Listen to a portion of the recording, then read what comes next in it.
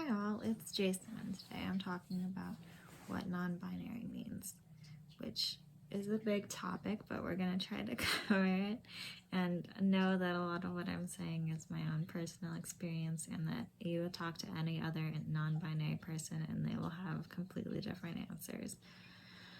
Non-binary generally means, the definition is denoting or relating to a gender or a sexual identity that is not defined in terms of traditional binary oppositions such as male or female or homosexual and heterosexual. I'm going to talk about the gender part of that today. Sex is a topic for another video.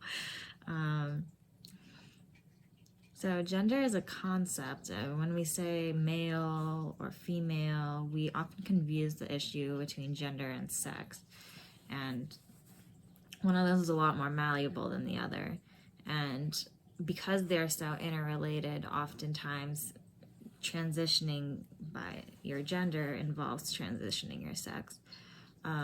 There's some debate on the point of whether, if they weren't intertwined, people would feel the need to get so much reconstructive surgery to change their body to align with their gender identity. That's a question we might never know the answer to. Non-binary people can be transgender. Some don't identify this way. Again, for everything I say, there will be an exception. Non-binary people are not a monolith. I'm going to talk about my experience and my identity. There's a lot of different identities within non-binary. As you can imagine, once you say, oh, there's not two options, that doesn't mean, oh, there's one third option. It means there is a universe of other options.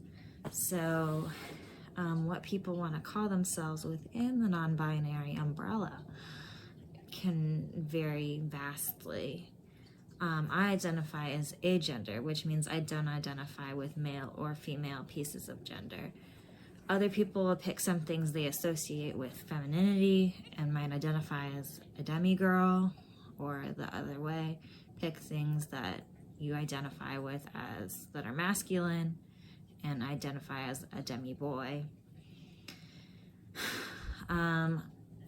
And that means that they identify partially as a boy and partially as something else. And the something else is can be a great many things. It could be partially some more female in there, and then some non-binary, or it could be all non-binary, and it's really diverse.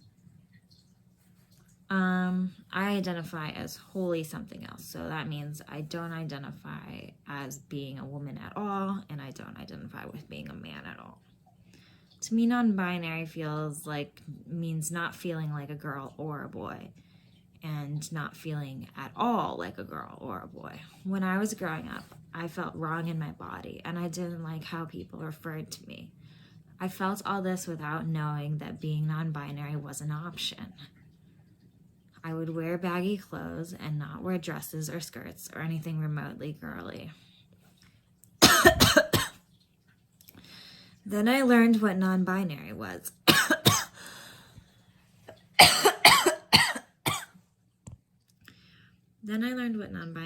And I felt a great sense of relief knowing that there was something was not wrong with me.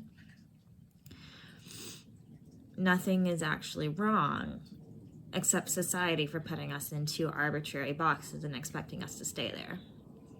Frankly, it's amazing it's lasted this long. After I discovered I was non-binary, I kept it hidden for a long time. I grew up in a very Christian family, and I was afraid to make any waves.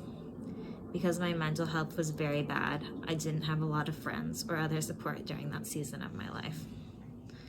When I got to college, I was still afraid, but after a friend of mine transitioned and I saw how it went and that they were accepted at school, I got the courage to start my own transition.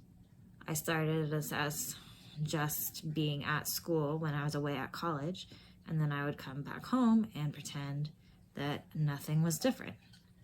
I started off very transmasculine, which means that I wanted to make changes to my body and wardrobe that reflected a more masculine style choice.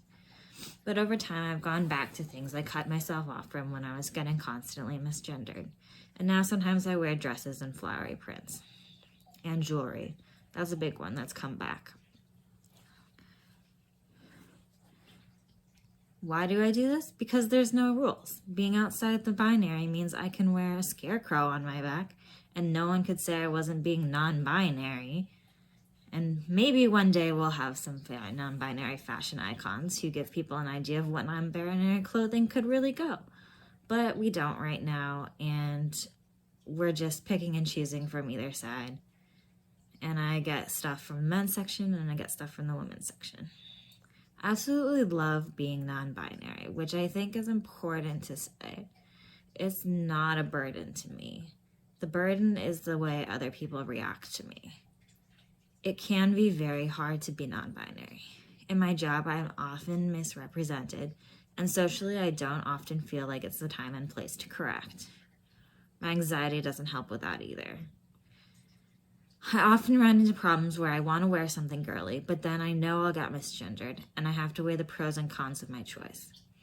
But that all has to do with social acceptance. I've accepted who I am internally, and that has been a huge bright spot, and allowed me to feel much less distressed when other people misgender me. I've got a lovely wife who puts some people in their place, and a family who respects my choices. So even though it's a hard journey, being non-binary can be really rewarding and fulfilling. And if it's how you identify, then it's how you identify, and you've got to make the best of it. Thank you for coming and listening to what non-binary means. Put questions below. I'm happy to answer. Thanks all.